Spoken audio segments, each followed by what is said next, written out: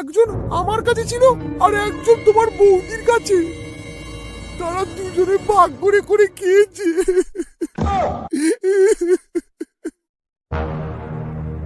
ঠিক আছে বাঁচুদা, তুমি এখন বাড়ি যাও। আর আমি একটা কথা বলছি, সেটা শুনে রাখো। এই কথাটা কাউকে জানাবে না।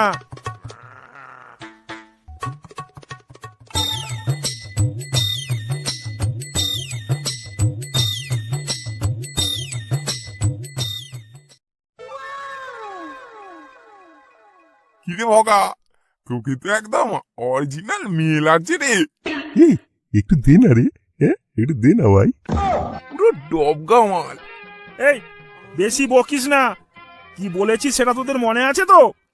যখনই ওই ভূত আমার কাছে আসবে তখনই তোরা পাঁচুদাকে নিয়ে চলে আসবি। আর শোন, আমি একটা আউচ করে চিল্লাবো, তোরা সবাই চলে আসবি।